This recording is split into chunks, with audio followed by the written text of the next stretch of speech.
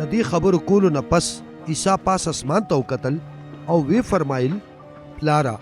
وخت راغلی دی خپل زوی ته لوی ورکا نو چې زوی تاله جلال درکړي ځکه چې تا ماته په ټولو بني آدمو اختیار راکړی دی چې هغې ټولو لا تل عمري ژوندون ورکم څوک چې راته تا حواله کړي دي او تل عمري ژوندون دا دی چې هغې تا وپېژني چې صرف ته رښتینی خدای پاک او عیسی مسیح څوک چې تا رالیږلی دی ما په ځمکه تاله جلال درکړ د هغه کار په ختمولو چې تا ماته د کولو دپاره حواله کړی نو ای پلاره اوس ته ماله په خپل حضور کې لویي راکا هغه لویي چې کومه ما د دنیا د پیدا کېدو نه اول ستا په حضور کې لرله ما ستا نوم هغې ته څرګند که کم خلک چې په دنیا کې تاسو ماته راکړي دي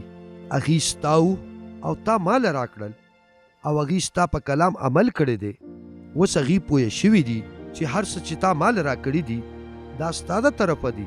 ځکه چې ما هغې ته هغه کلام ورکړی دی کم چې تا ماله راکړی دی او دوی هغه قبول کړی دی او هغې په حقیقت پوه شوي دي چې زه تا نه راغلی یم او د هغې په دې ایمان دی چې زه تا رالیږلی یم زه د دنیا دپاره دعا نه کوم خو د هغې دپاره دعا کوم څوک چې تا ما ته په حواله کړي دي ځکه چې هغې ستا دي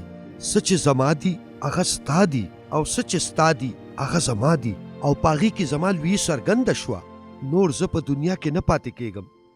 خو هغې په دنیا کې دي او زه تا ته در روان یم ای قدوسه پلاره د خپل نوم په طاقت د هغې حفاظت وکړه څوک چې تا ماله راکړي دي نو چې هغې هم یو موټی شي څنګه چې موږ دواړه یو یو تر څو چې زه د هغې سره وم ما ستا په نوم د هغې حفاظت وکړو کم چې تا ماله راکړی ما د هغې حفاظت وکړو او په هغې کې یو هم هلاک نه شو بې له یو نه چې مرګ یې مقرر نو چې د صحیفې لیک پوره شي